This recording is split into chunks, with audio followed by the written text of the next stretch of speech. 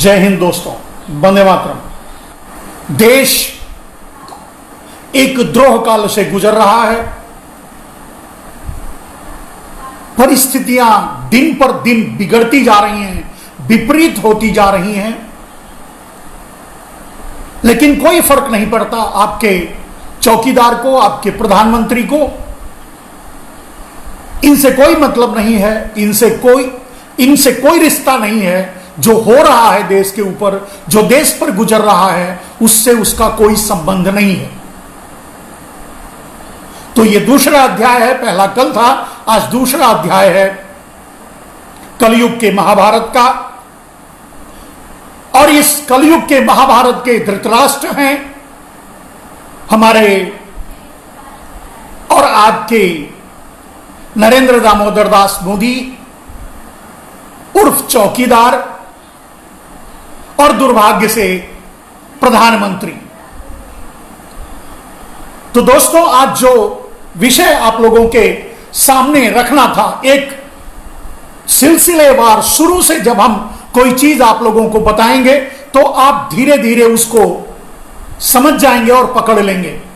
तो इसके लिए मोदी अर्थात नरेंद्र दामोदर दास मोदी अर्थात आपके चौकीदार के विषय में जानने के लिए आपको शुरू से सब कुछ देखना होगा और समझना होगा, और जो आज हो रहा है वो क्यों हो रहा है यह जानना होगा। तो पहले आज प्रस्तावना के रूप में आपको वो बातें मैं बता दूं जो मूल हैं, जिसके कारण से ये सब हो रहा है और जिसके कारण ये सब आप लोगों को या देश को इस दौर से गुजरना पड़ा है, वो चीजें आपके सामने क्लियर हो जाएंगी। तो आज का विषय था अंतरराष्ट्रीय पूंजीवाद। अंतरराष्ट्रीय पूंजीवाद और पूंजीवादी देशों के विस्तारवाद का हथियार कोरोना वायरस है। अर्थात अंतरराष्ट्रीय पूंजीवाद और अंतरराष्ट्रीय पूंजीवादी देश मिलकर के कोरोना वायरस को एक हथियार के रूप में प्रयोग किया है। और कोरोना वायरस रूपी इस हथियार का प्रक्षेपण जिसने भी किया है आप जानते हैं, चाइना ने। लेकिन आपको जानना यह है कि इस प्रक्षेपण में यानी इस कोरोना वायरस रूपी हथियार के प्रहार में, प्रयोग में आपका प्रधानमंत्री उर्फ चौकीदार उर्फ नरेंद्र दामोदर दास मोदी शामिल हैं। और आपको यह समझना पड़ेगा कैसे और आखिर इसकी जरूरत क्या है, और जो आज परिस्थिति बनी है वो कैसे बनी। दोस्तों, पहले मैं आप लोगों को यह बता दूं कि आज की परिस्थिति क्या है और कल क्या होगा, और फिर हम आपको पीछे से आगे की तरफ बढ़ाएंगे, पीछे ले चलेंगे कि यह शुरुआत इसकी कहां से हुई। तो अभी आज की परिस्थिति क्या है, पहले यह समझिए। कोरोना वायरस पूरी दुनिया में फैला है, इसलिए कोई यह नहीं कह सकता कि नरेंद्र दामोदर दास मोदी ने साजिश किया। लेकिन सच्चाई यह है कि नरेंद्र दामोदर दास मोदी ने साजिश करके कोरोना वायरस भारत में लाया। और विगत दिनों में आपने देखा है कि बड़ी गंभीर मीटिंगें और बड़ा गंभीर रिलेशन, बड़ा करीबी रिलेशन बन गया था आपके चौकीदार यानी नरेंद्र दामोदर दास मोदी यानी प्रधानमंत्री का, आपके चौकीदार का और चाइना का बड़ा गहरा रिश्ता बन गया था। और इसी गहरे रिश्ते में आपको वो साजिश समझने में आराम होगा, आसानी से समझ में आ जाएगा।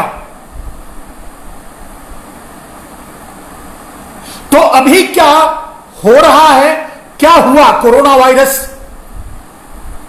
और इससे क्या क्या हुआ भारत में, अब आगे क्या होगा और उसके बाद क्या प्लानिंग है, वो आपको समझना होगा। बड़े शॉर्टकट में बताएंगे, आधे घंटे से ज्यादा आपका नहीं लेंगे। पहली बात तो आपको यह मान लेना चाहिए कि इस कोरोना वायरस के प्रक्षेपण में यह ह्यूमन मेड है, यह लैब मेड है, यह कोई जेनेटिक वायरस नहीं है, एक ये वेपन है, आप ये समझ लीजिए। और अब धीरे धीरे दुनिया भी इस बात पर बात करने लगी है और समझने लगी है, और इसे ऐसा कह सकते हैं, it's like a third world war. और ये क्यों है? बहुत सीधी सी बात है। अंतरराष्ट्रीय पूंजीवाद और पूंजीवादी देश अपने विस्तारवाद के चक्कर में, अपने विस्तारवाद को आगे बढ़ाने के लिए, यानी मैं ये देश जीत लूं या मैं लीडर बन जाऊं या मेरा वर्चस्व चले, इन सब चक्कर में, इसके चक्कर में कोरोना वायरस बनवाया गया। अगर चाइना के लैब में कोरोना वायरस बना तो इससे अमेरिका अनजान था, यह बात नहीं है, इससे पूरी तरह से अमेरिका जानता था। इससे और तो छोड़िए, नरेंद्र दामोदर दास मोदी भी जानते थे और शामिल हैं। दुनिया के सारे देश और उन देशों के राष्ट्राधिपतियों भी पति भी इसमें शामिल हैं, अपने अपने तरीके से, अपने अपने स्वार्थ के चलते और अपने अपने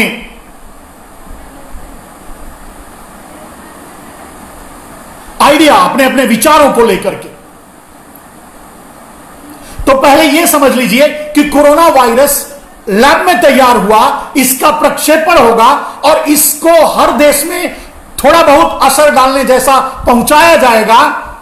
ये सभी देश के राष्ट्राधिपति जानते थे। नरेंद्र दामोदर दास मोदी यानी आपके प्रधानमंत्री सहित दुनिया के सारे देश जानते थे, यानी अमेरिका के डोनाल्ड ट्रंप हो गए या दुनिया के दूसरे सारे देशों के राष्ट्राधिपति या राष्ट्र के लोग जानते थे, कुछ राष्ट्रों, छोटे छोटे राज्यों को छोड़ करके, छोटे छोटे देशों को छोड़ करके। तो आपको अब समझना पड़ेगा कि शुरुआत कहां से हुई। कोरोना वायरस लैब में तैयार किया गया, इसका प्रक्षेपण किया गया, इसको चाइना से ही आगे बढ़ाया गया। अमेरिका और चीन जो दोनों आपस में बंटवारा कर चुके थे, दुनिया पर यही दो देश अब, क्योंकि आपको पता है कि रशिया दुनिया में अमेरिका के मुकाबले पहले नंबर की लड़ाई में लड़ रहा था, लेकिन रशिया का विघटन करवा करके आपका राष्ट्रपति यानी अमेरिका गोर्बाचोव के जरिए रशिया का विघटन करवा करके उसे कमजोर कर दिया और वो रेस से बाहर हो गया। तो रेस रह गई चीन और अमेरिका में, और रेस आज और भविष्य में जो रेस है, जो युद्ध है, जो लड़ाई है, वो सिर्फ बाजार की है, क्योंकि यह बाजारवाद है। आज का पूंजीवाद जो भी है, उसका आज का पूंजीवाद अगर टिका है तो बाजारवाद पे टिका है, बाजार पे टिका हुआ है। तो पूरे दुनिया के बाजारों पर कब्जा करने के लिए अमेरिका और चीन ने आपस में मिलकर समझौता किया, जिसमें आप समझ सकते हैं कि भारत प्रमुख है, भारत प्रथम है, क्योंकि दुनिया में सबसे बड़ा बाजार भारत का है। इस युद्ध में अमेरिका और चीन, जब रशिया बगल में हट गया तो अमेरिका और चीन ने मिलकर के, आपको पता होगा कि अमेज़न और अलीबाबा जैसी कंपनियों का मेल करवा करके, कंबाइंडली मेल करवा करके और दुनिया के बाजारों पर कब्जा करने का प्लान बनाया और करने लगे। मैं इसे भारत पर ही लेकर आऊंगा जिससे आपको समझने में आसानी होगी। तो अब यह समझ लीजिए कि अमेरिका और चीन में समझौता हुआ, अमेरिका को कहा गया, चीन और अमेरिका के बीच समझौता हुआ, अमेरिका को कहा गया कि अमेरिका भारत में सिर्फ ट्रेडिंग करेगा, यानी बना हुआ माल बाहर से ला करके भारत में बेचेगा और चीन उसे बनाएगा, यानी प्रोडक्शन चीन करेगा और डिस्ट्रीब्यूशन अमेरिका करेगा। आप इसे आराम से समझ गए होंगे। और इस समझौते को लेकर दोनों में समझौता हो गया, दोनों में समझौता हो गया।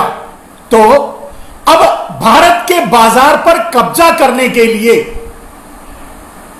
अमेरिका, सिर्फ भारत की बात करूंगा, भारत के बारे में बताता रहूंगा, आप इसे दुनिया से जोड़ सकते हैं क्योंकि दुनिया में इसी तर्ज पर और इसी लाइन पर काम हुआ है।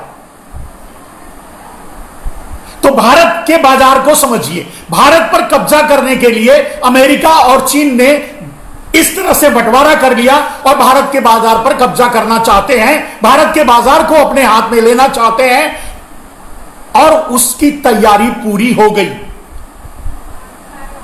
अब रह गया यह बात कि कोरोना वायरस की कहां जरूरत है, कोरोना वायरस जैसे वेपन का इस्तेमाल और प्रक्षेपण की क्यों जरूरत पड़ी।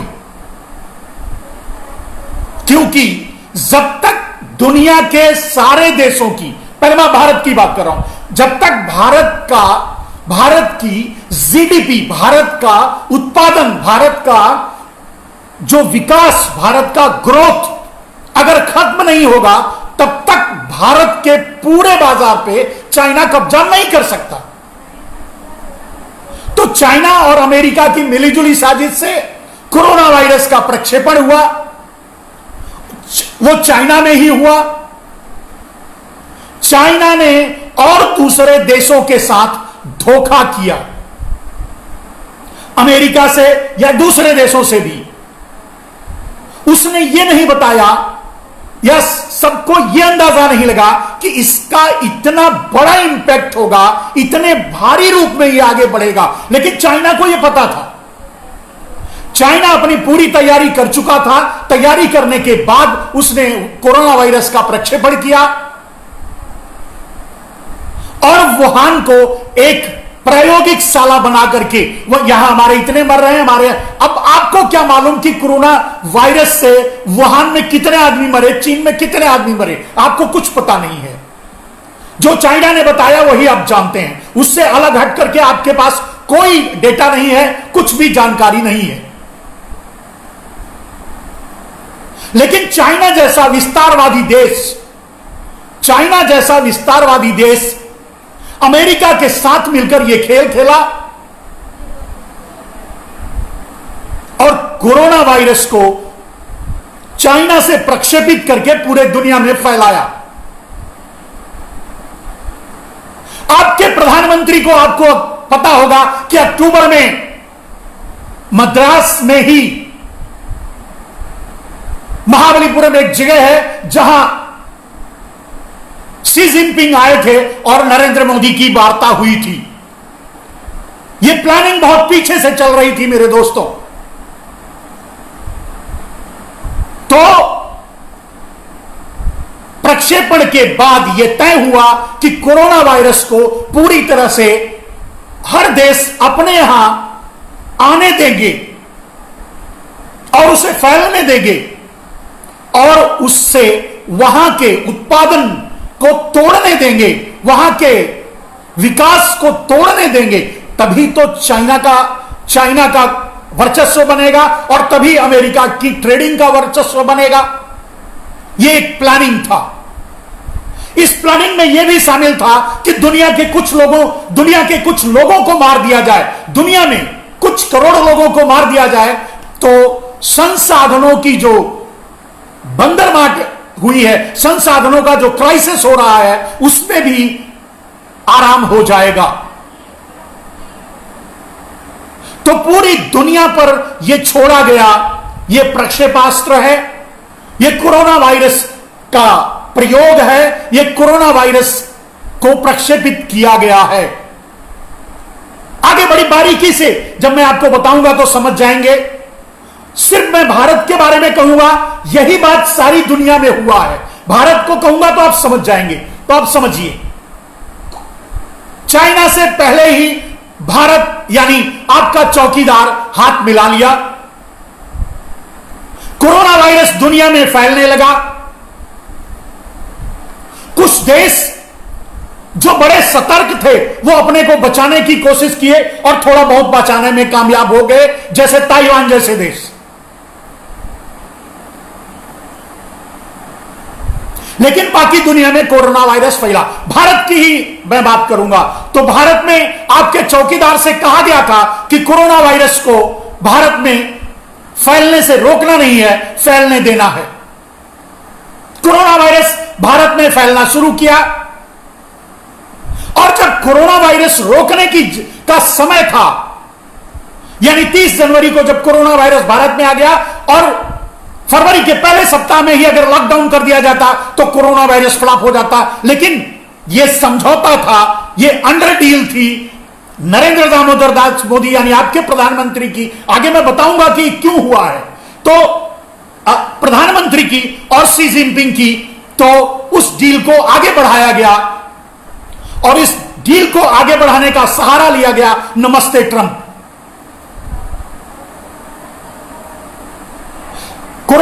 कोरोना वायरस पर कोई कार्रवाई नहीं की गई, अंतरराष्ट्रीय लॉकडाउन नहीं किया गया।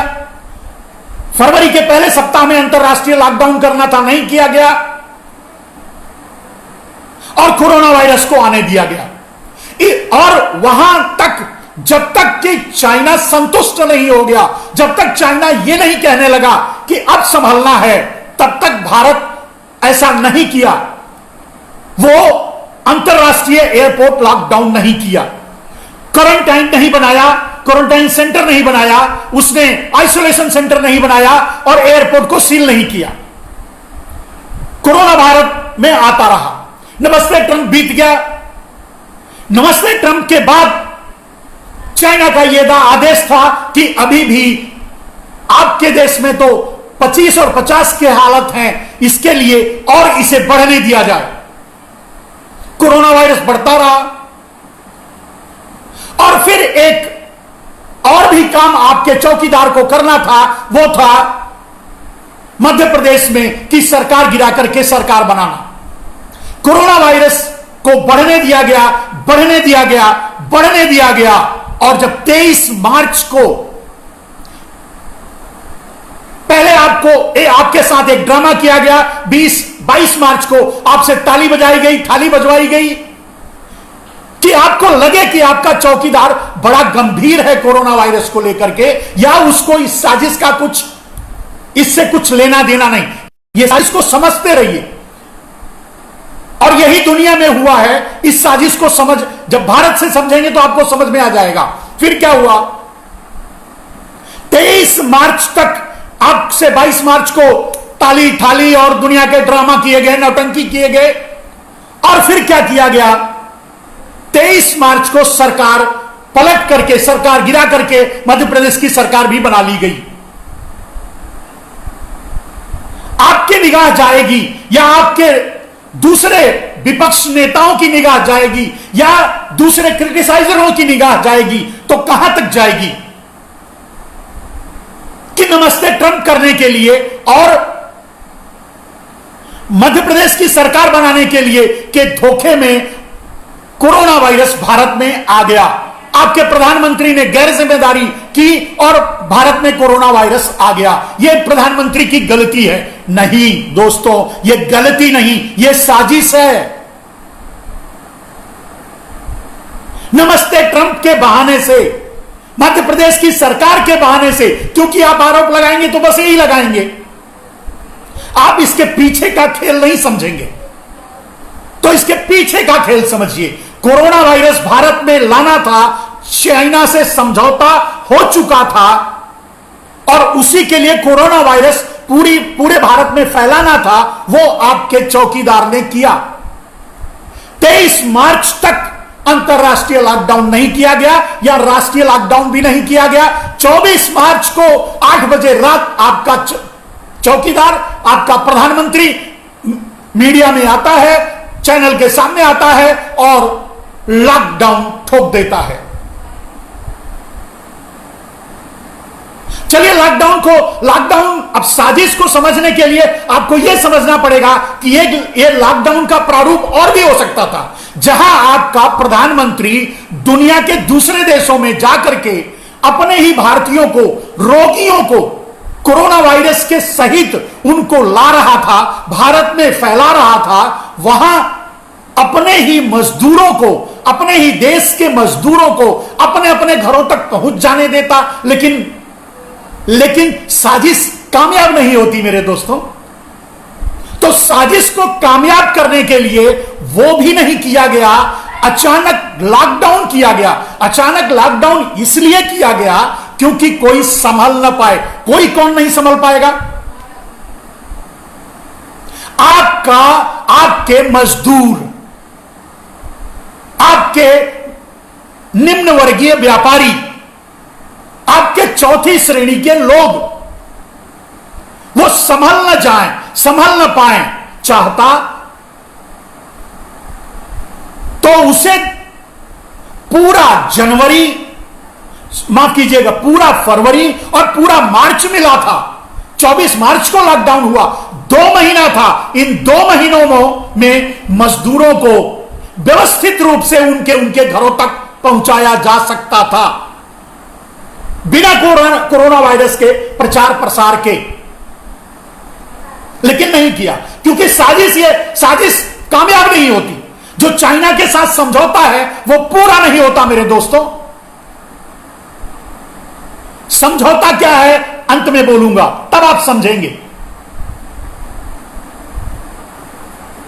तो साजिश को कामयाब करने के लिए बिना किसी अलर्ट, बिना किसी सावधानी के, बिना मजदूरों को, खास करके उसके निशाने पर, आपके चौकीदार के निशाने पर, आपके प्रधानमंत्री के निशाने पर मजदूर वर्ग था। मजदूर वर्ग क्यों था आपको यह समझना होगा, यह अभी मैं बताऊंगा। तो मजदूर वर्ग था। आपका चौकीदार अचानक आकर लॉकडाउन कर देता है। जब आप सवाल पूछेंगे, या मीडिया तो पूछेगी नहीं, पूछ के क्या करेगी, लेकिन सवाल ना भी पूछने पर भी वो अपनी तरफ से यही बताएंगे, यही बताने की कोशिश करेंगे कि देखिए भाई, अगर बता देता तो कोरोना वायरस और ज्यादा फैल जाता, क्योंकि सभी लोग अपने अपने गांव जाते, अब तो कोरोना वायरस और ज्यादा विकराल रूप ले लेता। इसको बचाने के लिए हमने अचानक लॉकडाउन किया। क्या आपका प्रधानमंत्री इतना नादान है?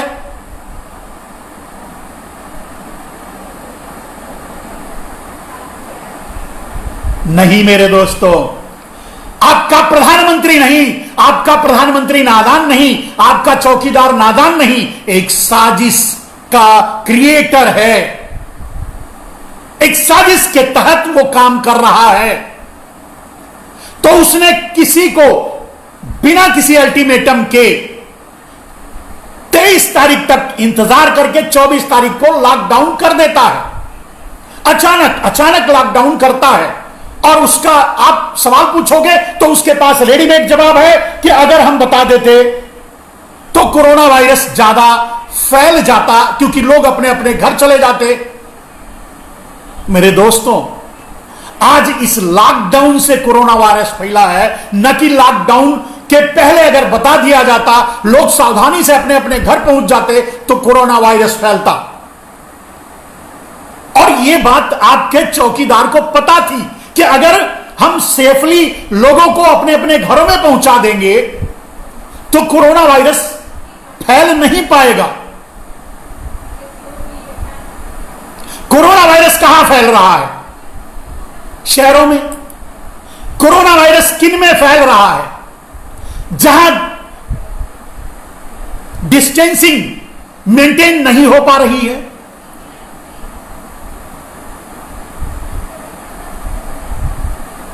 तो आपका चौकीदार जानता था कि अगर मजदूरों को ऐसे लॉक कर दिया जाएगा तो ये समूह के समूह एक जगह फंस जाएंगे और उन समूह के समूहों में कोरोना वायरस फैलेगा। ये आपके चौकीदार की साजिश थी। साजिश ये पहला पार्ट था, आगे दूसरा पार्ट भी है। तो आपके चौकीदार ने बड़े आराम से साजिश किया। नमस्ते ट्रंप के बहाने, मध्य प्रदेश की सरकार बनाने के बहाने कोरोना वायरस को लाया, कोरोना वायरस को फैलाया आपका चौकीदार चाइना से हाथ मिला चुका है। उसके लिए कोरोना वायरस को भारत में फैलने दिया। अब कोरोना वायरस भारत में छा चुका है, फैल चुका है, और अब आपका चौकीदार आपका जानता था अच्छी तरह से दूसरे तीसरे दिन ही तूफान मच जाएगा, लोग भागने की कोशिश करेंगे, तो आपका चौकीदार कहने के लिए तैयार था कि लोग भाग रहे हैं, लोग लॉकडाउन तोड़ रहे हैं, लोग से डिस्टेंसिंग मेंटेन नहीं कर रहे हैं, इसके लिए हो रहा है। इसके लिए और भी बहाने तैयार कर रखा था उसने। आपके चौकीदार ने साजिश करके, आपके चौकीदार ने जमातियों का कार्यक्रम होने दिया, अंतरराष्ट्रीय एयरपोर्टों से उनको आने दिया, रोगियों को आने दिया, आपके सामने आकर के झूठ बोल करके चला गया कि मैं तो कोरोना वायरस, एक भी कोरोना वायरस नहीं आया था, तभी मैंने एक्शन ले लिया था। यानी 30 जनवरी से पहले आपका चौकीदार कह के चला गया, मंच पे बोल करके, मंच नहीं मीडिया में आकर के बोल करके चला गया कि उसने पहले ही सावधानी बरत दी थी। तो अगर 30 जनवरी से पहले उसने एक्शन ले लिया था तो सारे जमाती कहां से आए, सारे रोगी कहां से आए, सारे कोरोना वायरस इतना फैला कैसे, कहां से फैला, आप ये बताओ। लेकिन ये सारी बातें सिर्फ कहने के लिए है, जवाब के लिए है। अगर आप सवाल करेंगे कि आपने लॉकडाउन पहले क्यों नहीं किया, कोई जवाब नहीं है। जनवरी के फर्स्ट वीक में लॉकडाउन क्यों नहीं किया, कोई जवाब नहीं है। आप पूछेंगे आपने 23 मार्च तक सरकार बनाने तक, मध्य प्रदेश सरकार बनाने तक क्यों इंतजार किया, क्यों फैलने दिया, कोई जवाब नहीं है। लेकिन जवाब है इस बात का कि मैंने लॉकडाउन किया, सावधानी बरती, लेकिन उस लॉकडाउन और सावधानी में साजिश थी। आज जिस तरह से लोगों को घरों के ओर जाने दिया जा रहा है, अगर पहले ही जाने दिया गया होता तो आज यह स्थिति नहीं आती। क्योंकि जो लोग जहां जाते वो आइसोलेशन में रह करके, क्वारंटाइन में रह करके, वो अब तक तो सही हो गए होते। कोरोना वायरस इसलिए और ऐसी जगह ज्यादा महामारी का रूप लेता जा रहा है क्योंकि लोग बहुत ज्यादा डेंसिटी के रूप में एक साथ बहुत ज्यादा क्राउडेड तरीके से रह रहे हैं। एक एक रूम में 50-50, 100-100 आदमी रह रहे हैं, तो कोरोना वायरस फैलेगा क्यों नहीं। और आपका चौकीदार यह जानता था और उसने इसीलिए यह साजिश की, उसने इसीलिए तत्काल लॉकडाउन, अचानक लॉकडाउन किया, बिना बताए लॉकडाउन किया। अपने मंत्रियों को या अपनी पार्टी को भी बताया नहीं, क्योंकि साजिश में शामिल है आपका चौकीदार। कैसे बताता, अपने भारतीय जनता पार्टी के कार्यकर्ताओं को भी कैसे बताता कि मैं चाइना से हाथ मिला चुका हूं। अभी चाइना से क्यों हाथ मिलाया और उसका फायदा क्या होगा ये मैं आगे बताऊंगा, आप समझ जाएंगे। तो यहां तक चौकीदार की योजना सब अपने तरीके से चल रही है। अब प्रश्न उठता है कि आप जो देख रहे हैं, चौकीदार ने आपसे ताली बजवाई, चौकीदार ने आपसे थाली बजवाई, दिया जलवाया, चौकीदार ने आप अब जले पर नमक छिड़कने के लिए फूल वर्षा भी की, एयर फोर्स और मिलिट्री को यूज करके। ये सारे ड्रामे, ये ड्रामे इसलिए कर रहा है कि आपको लगना चाहिए कि चौकीदार बहुत कुछ कर रहा है हमारे लिए। अब प्रश्न उठता है मेरे दोस्तों, अब लोगों को घर क्यों जाने दिया जा रहा है। चलो आपके लिए जवाब यह होगा कि भाई लोग नहीं रुक पा रहे हैं इसलिए जाने दिया जा रहा है, लोग त्रस्त हो रहे हैं इसलिए जाने दिया जा रहा है, लोग मजबूर कर रहे हैं इसलिए जाने दिया जा रहा है। हम तो खाने पीने को दे रहे हैं, और क्या दे रहे हैं, कैसे दे रहे हैं, आप खुद ही जानते हैं। तो लोग कहें, लोगों पर डालने के लिए अब जाने दिया जा रहा है, लेकिन यह साजिश का हिस्सा है। जाने इसलिए दिया जा रहा है कि अब जितना लोगों में, जितनी डेंसिटी से कोरोना वायरस फैलना था वो फैल चुका है, इसलिए अब जाने दिया जा रहा है।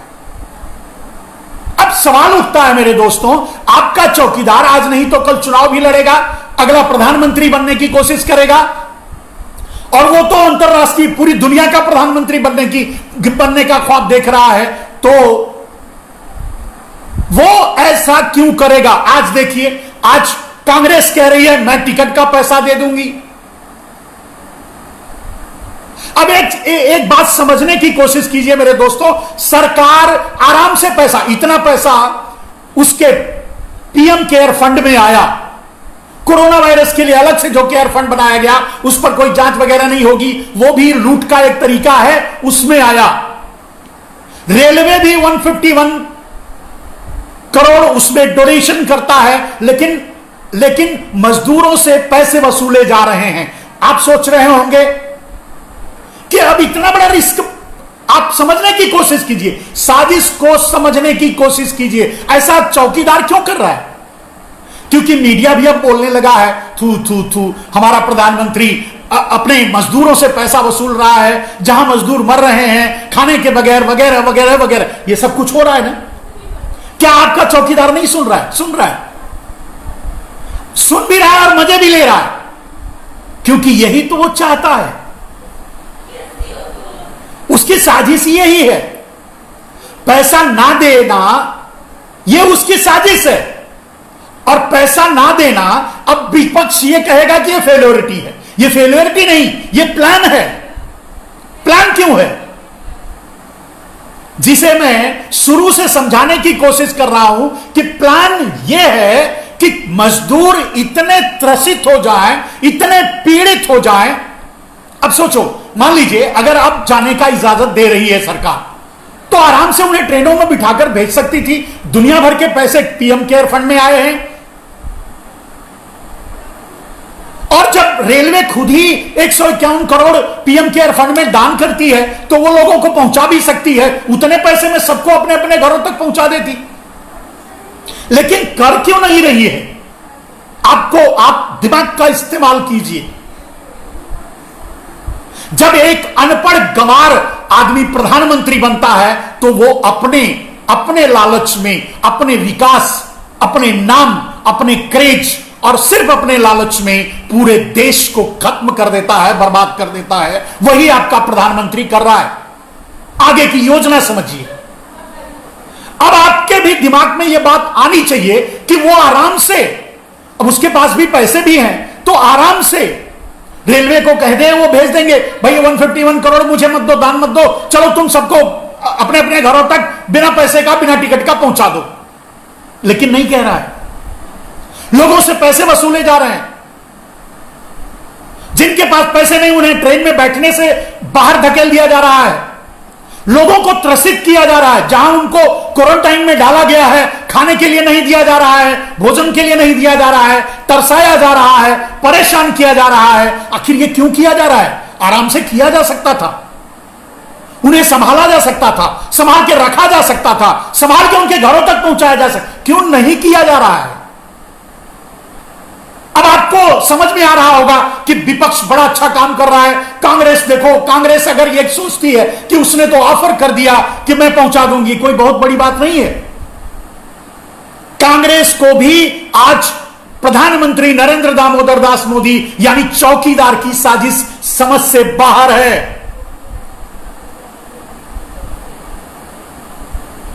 आपका चौकीदार जानबूझकर रेलवे को नहीं बोल रहा है कि आप ले जाकर के मुफ्त में छोड़ दो। कभी स्टेट गवर्नमेंट, कभी सेंट्रल गवर्नमेंट, कभी इसमें फंस करके मजदूरों को परेशान किया जा रहा है। क्यों परेशान किया जा रहा है जानते हैं आप? परेशान करना, मजदूरों को त्रसित करना, मजदूरों को प्रताड़ित करना, मजदूरों को इस हाल में पहुंचा देना। अब देखिए, अगर एक महिला अपने बच्चे को गोद में लेकर के पैदल गुजरात से निकलकर बिहार चलने के लिए तैयार हो जाती है या उत्तर प्रदेश जाने के लिए तैयार हो जाती है, तो कितनी बड़ी बात है। तो ये सारी घटनाएं जो हो रही हैं, क्या प्रधानमंत्री नहीं देख रहा? देख रहा है।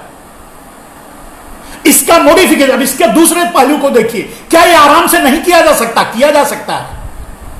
लोगों को आराम से ट्रेनों में बैठकर, आज फिर से आपका प्रधानमंत्री को इस प्लान में लगा हुआ है कि अभी विदेशों में जो लोग अभी हैं अपने भारत के, उनको भी ले आया जाए, उसकी प्लानिंग कर रहा है, लेकिन मजदूरों को घर पहुंचाने का काम नहीं कर रहा है। आखिर क्या ऐसी बात है मेरे दोस्तों, ये आपके समझ में आ रही है? अगर नहीं समझ में आ रही तो आप मुझसे पूछो, मुझसे सवाल करो, मैं बताऊंगा। कुछ लोग पप्पू की बात करते हैं, कुछ लोग कांग्रेस की बात करते हैं, उनको पता नहीं है ये कांग्रेस की, पप्पू की, ये जो विपक्षी पार्टी है, जो यहां के इंटेलेक्चुअल हैं, वो सारे गधे बन चुके हैं। उनको तो समझ में नहीं आ रहा है कि सच्चाई और साजिश क्या है। आगे आप समझ में आ जाएगा, अगले 5 मिनट में मैं बता दूंगा। तो दोस्तों, ये मजदूरों के साथ जो हो रहा है, ज्यादती, जो प्रताड़ना हो रही है, वो एक साजिश का हिस्सा है, एक प्लान का हिस्सा है। और वो प्लान क्या है? वो प्लान यही है मेरे दोस्तों कि जो भी मजदूर, अब इतना तो आप मान जाएंगे, इतना तो आप समझ गए होंगे कि अगर प्रधानमंत्री चाहे तो आराम से लोगों को लोगों के घरों तक सेफ पहुंचा सकता है, उनके पंचायतों में उन्हें आइसोलेशन में डाल सकता है और फिर उनके घरों में भेज सकता है। क्यों नहीं कर रहा है? कहीं लोग मिक्सर मशीन में बैठ करके, अंध कुएं में बैठ करके जाने के लिए मजबूर हैं, कहीं लोग 5-5, 10-10 हजार रुपया, ज्यादा से ज्यादा लाखों रुपया खर्च करके कुछ लोग समूह बनाकर मिलकर के साथ में जा रहे हैं, अपने गांव को जाने के लिए तैयार हैं, जा रहे हैं। या जिनके पास पैसे नहीं है वो ये कह रहे हैं कि मैं मर जाऊंगा लेकिन मैं अपने घर जाऊंगा। अभी नारा क्या है आप बताइए मजदूरों का? मैं मर जाऊंगा लेकिन मैं अपने घर जाऊंगा। That is the plan, this is the plan, यही प्लान है। आपका चौकीदार यही चाहता है कि मजदूर ये नारा लगाना शुरू करें कि मैं मर जाऊंगा लेकिन अपने घर जाऊंगा। अब आप सोचेंगे कि आखिर आपका प्रधानमंत्री इतना बड़ा रिस्क लेकर के इतना बड़ा ऐसा क्यों कर रहा है? आपको समझना, सोचिए प्लान, अब सोचिए आपका प्रधानमंत्री ऐसा क्यों कर रहा है कि मजदूरों को यह सोचने पर मजबूर कर दे रहा है कि मैं मर जाऊंगा लेकिन घर जाऊंगा। सोचिए, अभी सोचते रहिए, 3 मिनट में बता दूंगा, तो सोचते रहिए। तो आपका चौकीदार चाहता है यह नारा बुलंद हो जाए पूरे भारत में कि अगर मैं मजदूर हूं तो मेरा एक ही नारा हो, मैं मर जाऊंगा लेकिन अपने घर जाऊंगा। यह है सक्सेसफुल प्लान आपके प्रधानमंत्री का, आपके चौकीदार का, आपके नरेंद्र दामोदर दास मोदी का। यह है प्लान। अब इसके फायदे क्या होंगे यह मैं आपको बताऊंगा।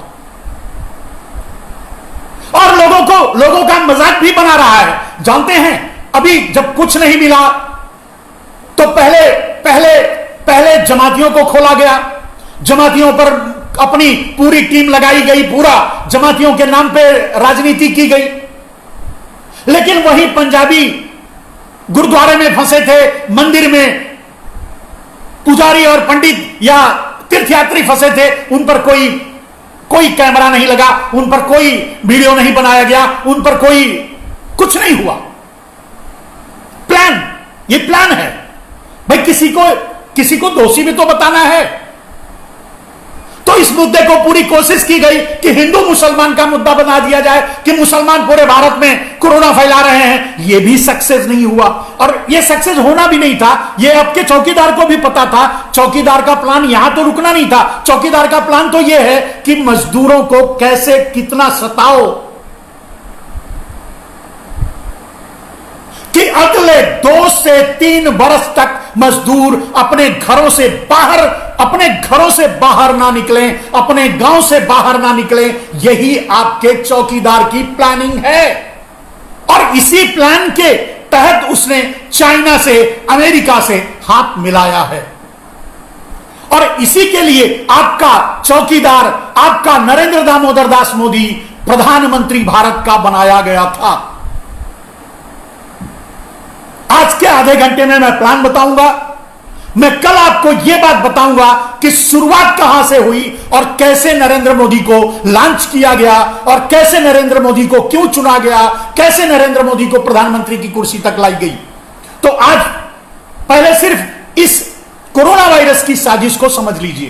तो आपके चौकीदार, आपके प्रधानमंत्री का प्लान ही, पूरा प्लान ही यही है कि मजदूर नारा लगाना शुरू करें, मजदूर हाय हाय करना शुरू करें, मजदूर रोना शुरू करें, मजदूर अब शहर से तब निकले, अपने घर पहुंचे ये नारा लगाकर कि मर जाऊंगा लेकिन घर जाऊंगा।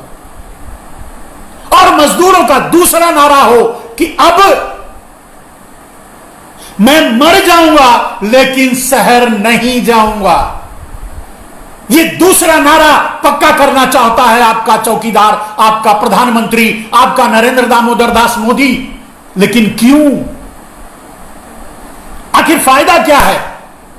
आप सोच रहे हैं बाबा जी आप इतनी बड़ी बड़ी बातें कर तो दिए, लेकिन आखिर क्यों? हमारे प्रधानमंत्री को फायदा क्या है? हमारा प्रधानमंत्री ऐसा करेगा क्यों? क्योंकि आपका प्रधानमंत्री चाइना से हाथ मिला चुका है, आपका प्रधानमंत्री अमेरिका से हाथ मिला चुका है, आपका प्रधानमंत्री भारत को बेच चुका है, भारत के बाजार को बेच चुका है। अच्छा, आप इतने से समझिए कि चलो जो हुआ हो गया, कोरोना आया आ गया, जो परिस्थितियां बनी बन गई, लेकिन मजदूरों के साथ ज्यादती तो नहीं होनी थी, मजदूरों का मजाक तो नहीं उड़ाना था।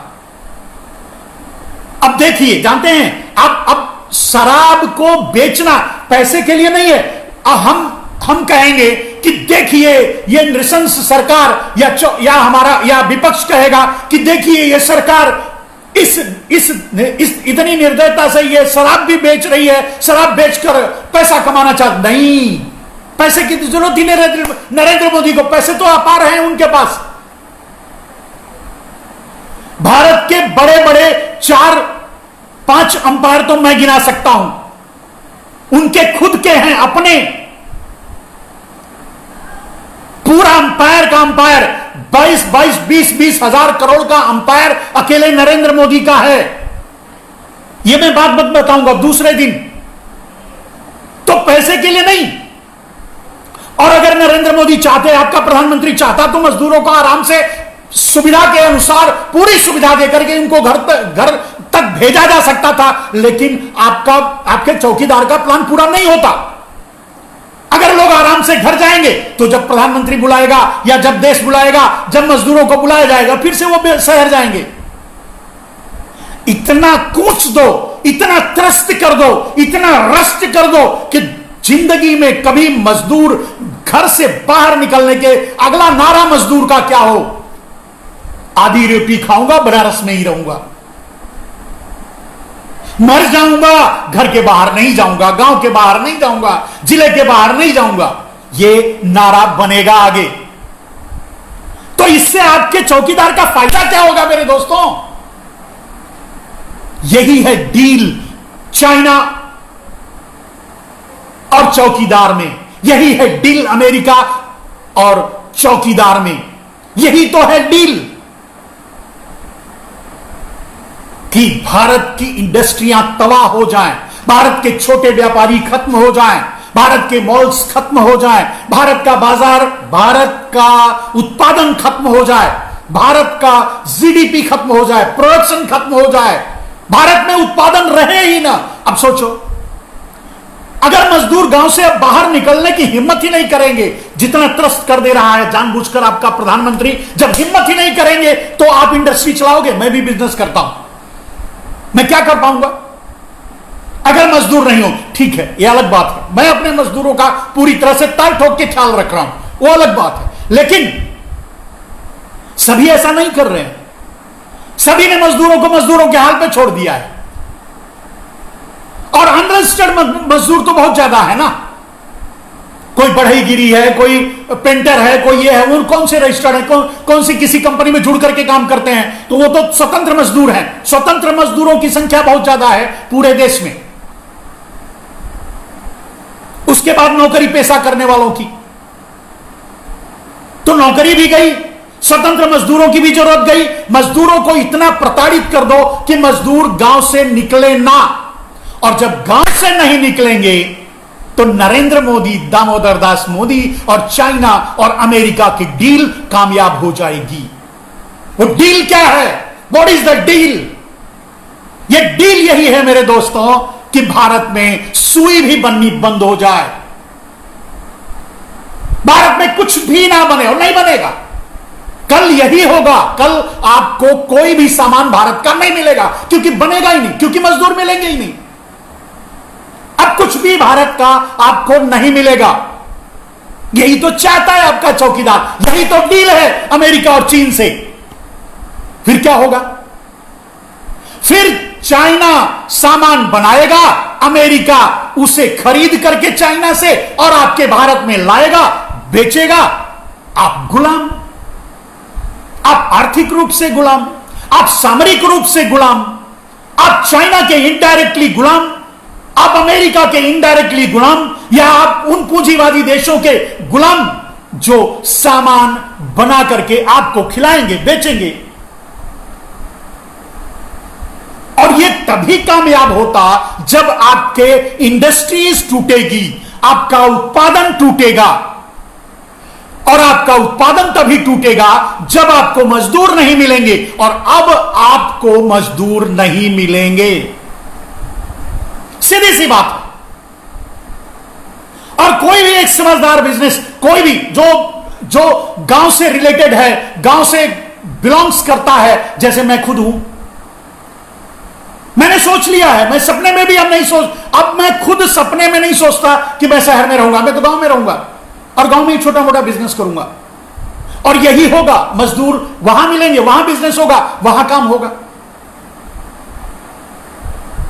तो जो व्यवस्था थी, जो उत्पादन की व्यवस्था थी, जो फैक्ट्रियां थी, जो उत्पादन के क्षेत्र थे, वो सारे तबाह हो जाएंगे, खत्म हो जाएंगे, बंद हो जाएंगे, लॉक लग जाएगा, भारत तबाह हो जाएगा, भारत का इकोनॉमी गिर जाएगी, भारत बिक जाएगा, भारत अमेरिका और चीन का इनडायरेक्टली गुलाम हो जाएगा। यह है साजिश आपके प्रधानमंत्री की, आपके चौकीदार की। अब आप बोलेंगे कि आखिर इतना सब कुछ करने के बाद आपके प्रधानमंत्री को मिलेगा क्या? आपने इतना बड़ा रिस्क क्यों लिया? उसने अपने देश को इतनी बर्बाद करके इतना बड़ा रिस्क आखिर क्यों लिया? मेरे दोस्तों, बहुत सीधा सा सवाल और सीधा सा जवाब है, क्योंकि आपका प्रधानमंत्री इसी शर्तों के साथ ही प्रधानमंत्री बनाया गया था। आपके नरेंद्र दामोदर दास मोदी को प्रधानमंत्री बनाने के पीछे दुनिया के पूंजीवादी लोग और विस्तारवादी देश, पूंजीवादी देश और विस्तारवादी देशों की साजिश ही प्रधानमंत्री के रूप में आपके सामने है। तो कुर्सी के लिए नरेंद्र दामोदर दास मोदी ने, यानी आपके प्रधानमंत्री ने, मात्र प्रधानमंत्री की कुर्सी हासिल करने के लिए इतना बड़ा धोखा पूरे देश से किया। आपके पास कोई तर्क नहीं मिलेगा। आप मुझे आज पूरा दिन सोचिएगा, कल मुझे बताइएगा, मेरे सामने रखिएगा, या मुझसे पूछिएगा कि आखिर आपका प्रधानमंत्री आज मजदूरों के साथ इतनी बड़ी निर्दयता क्यों कर रहा है? उससे उसका फायदा क्या है? क्योंकि वो चाहता है कि मजदूर इतने त्रस्त हो जाएं, वो जो कभी गांव से ही बाहर ना निकलें, कभी वो शहर आने की कोशिश ना करें, और जब नहीं करेंगे तो उत्पादन ठप हो जाएगा। जब उत्पादन ठप हो जाएगा तो हम इंपोर्ट करेंगे, चाइना हमें माल भेजेगा, यानी अमेरिका खरीद करके चाइना से माल भेजेगा, यानी चाइना माल बनाएगा, इनडायरेक्टली भारत का मालिक चाइना होगा, यानी डायरेक्टली और इनडायरेक्टली दोनों तरीके से भारत के बाजार पर अमेरिका और चीन का कब्जा हो जाएगा। अब यहां छोटी सी क्लियरिटी मैं कर दूं, चाइना ने अमेरिका से धोखा किया है, क्योंकि चाइना हमेशा बदनीयत देश है। चाइना की नीयत कभी साफ नहीं रहती। चाइना का अमेरिका एक गुंडा है, अमेरिका एक गुंडा है, और चाइना एक लोमड़ी, खतरनाक खतरनाक क्रिमिनल्स है, खतरनाक। तो उसने अमेरिका को भी धोखा दिया। अब चाइना की नीयत यह है कि मैं ही माल बनाऊं और मैं ही बेचूं, यानी भारत के बाजार पर पूरा सिर्फ मेरा कब्जा हो।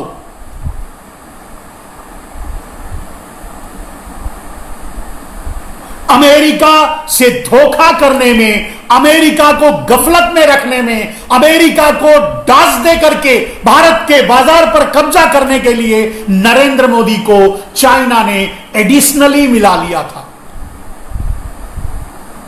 नरेंद्र मोदी डायरेक्टली इनडायरेक्टली आज चाइना के साथ खड़े हैं। जब भारत का जीडीपी, भारत का उत्पादन, भारत का सारा क्षेत्र, भारत में मजदूर नहीं मिलेंगे, सब कुछ तबाह हो जाएगा। अभी कुछ लोग कह रहे हैं कि बकवास कर रहे हैं, ठीक है। अब जो बकवास कर रहे हैं, मैं आपके ब्लड को चैलेंज करता हूं, आप ये जवाब दो, मैंने जो कहा उसमें गलत क्या है। मैं ये कह रहा हूं, आपको बता रहा हूं कि आराम से आपका चौकीदार चाहता तो सबको घर तक पहुंचा सकता, क्यों नहीं पहुंचा रहा है? कोई क्या कारण है? आपके पास अगर आप अन्न खाते हो तो बताओ, अन्न के अलावा कुछ खाते हो तो मैं नहीं बोल सकता।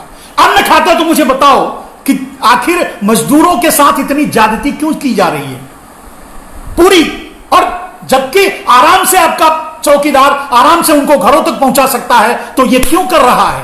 कारण क्या है? आपके पास कोई जवाब नहीं होगा, क्योंकि आपके पास सोचने का लेवल जो है वो नहीं है।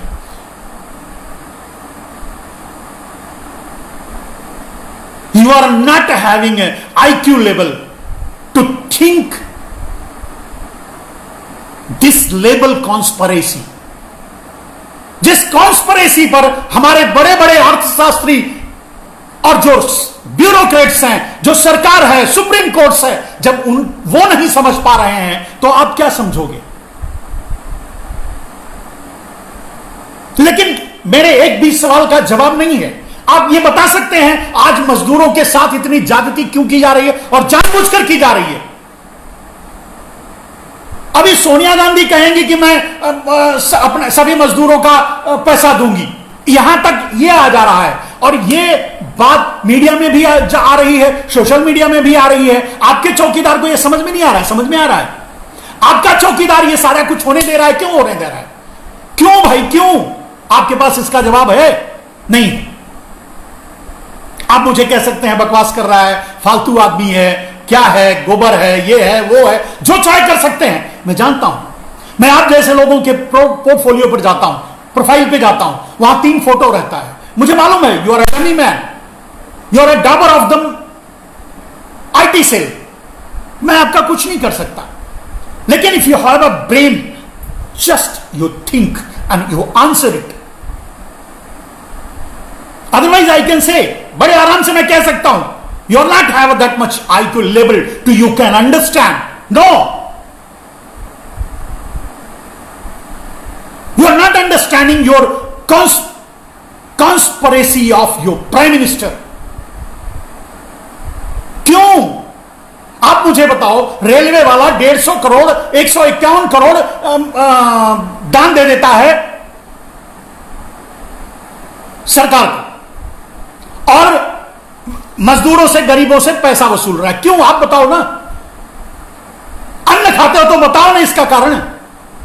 चाहता तो भेज सकता था, चाहता तो प्रधानमंत्री बोल सकता है।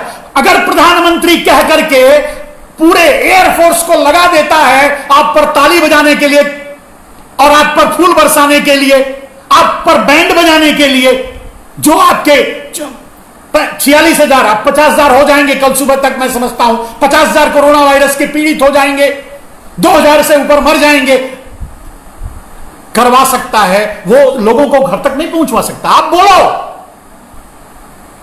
if you have a brain, you answer it, man. I know you are a slab, you are a nothing, you are a zero. जब आपको मेरे बात का जवाब मिल जाए, कन्वे बताना मुझे क्यों। आपका प्रधानमंत्री मजदूरों का इतना अपमान क्यों कर रहा है? क्योंकि वो चाहता है कि मजदूर कभी भारत अपने गांव से, अपने घर से बाहर निकले ही नहीं। तो ये है कॉन्स्पिरेसी। जानते हैं शराब क्यों बेचना शुरू कर दिया गया? अब मीडिया बोलेगी, विपक्ष बोलेगा कि शराब बेच रहे हैं, बेशरम हैं, देखिए लूट रहे हैं या लोग। लेकिन आपकी सरकार क्या चाहती है? उस शराब बेचने के बहाने लॉक डिस्टेंसिंग को तोड़ते हुए दिखाना चाहती है मीडिया को कि देखिए शराब खरीदने के लिए लोग डिस्टेंसिंग मेंटेन नहीं किए, इसके लिए लॉकडाउन तोड़े, इसके लिए कोरोना वायरस फैल गया, मैं क्या करूं? यही चाहती है। शराब बेचकर पैसा कमाना उसका उद्देश्य नहीं है। शराब बेचकर आपके सर पे ठीकरा फोड़ना। हम भी यही कहते हैं, इतनी बड़ी बेशर्म, इतनी बड़ी निर्दयी सरकार है जो इस परिस्थिति में भी शराब बेच रही है, कह सकते हैं। लेकिन क्योंकि हमें पता है, हम जानते हैं इसके पीछे इसकी साजिश है। आप कल यह ना कहो कि प्रधानमंत्री की गलती से कोरोना वायरस फैला, देश बर्बाद हो गया, ये हो गया, वो हो गया, मजदूर हो। आप ये ना कहो, आप ये कहो कि लोगों ने लॉकडाउन का पालन नहीं किया, डिस्टेंसिंग मेंटेन नहीं किया, इसके लिए कोरोना वायरस फैल गया। हमारा प्रधानमंत्री तो एकदम साधु है, गऊ है हमारा अरे कुछ तो ऐसे हैं, ऐसे डाबर हैं जो ये कहते हैं हमारा तो प्रधानमंत्री भगवान है। अरे भाई भगवान है, भगवान है, पूजा करना शुरू कर दो कल से। क्यों हमको परेशान करते हो? हम तो पागल आदमी हैं, हम तो ऐसे ही बकबक करते रहेंगे। हमारी बकबक क्यों सुनते हो यार? अगर आपको लगता है, अगर आपको यह लगता है कि आपका प्रधानमंत्री सही है तो भूल जाओ, कल से नहीं, मुझे मत सुनना, मैं तो पागल आदमी हूं। क्रैक।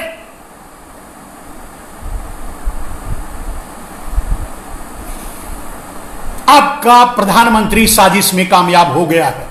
आपका प्रधानमंत्री मजदूरों का प्रताड़न इसलिए कर रहा है क्योंकि बाद में कोई मजदूर शहर आना पसंद ना करे और किसी भी इंडस्ट्री को मजदूर ना मिले, और जब इंडस्ट्री को मजदूर नहीं मिलेंगे तो उत्पादन बंद हो जाएगा। जब उत्पादन बंद हो जाएगा तो हमें मजबूरन यह कहना पड़ेगा कि मैं क्या करूं, मुझे तो जब भाई देखिए कपड़े चाहिए ही चाहिए, टूथब्रश चाहिए ही चाहिए, चश्मा चाहिए ही चाहिए, जो चाहिए खाने के लिए चाहिए ही चाहिए। तो अब नहीं है तो क्या करें? हम तो चाइना से मंगा रहे हैं, हम क्या करें? हमको तो भारत, हमको तो इन लोगों को खिलाना है भाई, हम प्रधानमंत्री हैं। तो आपका प्रधानमंत्री ये कहेगा और कल चुनाव भी जीत लेगा।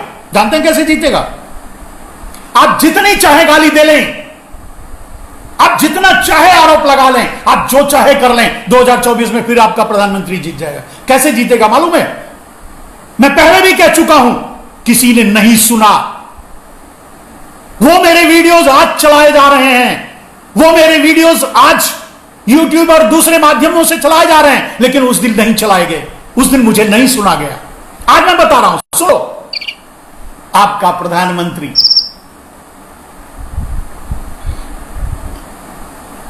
मैंने कहा था 2024 में भारत पाकिस्तान का युद्ध कर लेगा और बोलेगा वाह हो गया, अपनी सेना कुछ मरवा देगा। पुलवामा की तरह पहले तो यहीं मारना पड़ा, जब युद्ध कर लेगा थोड़ा उधर मरेंगे, थोड़ा इधर मरेंगे, वो को फाइट क्या बोलते हैं, WWF हो जाएगा, थोड़ा उधर का मरेगा, थोड़ा इधर का मरेगा, राष्ट्रवाद का नारा देगा, आप हो ही वोट डाल के आ जाओगे, बस हो गया खत्म।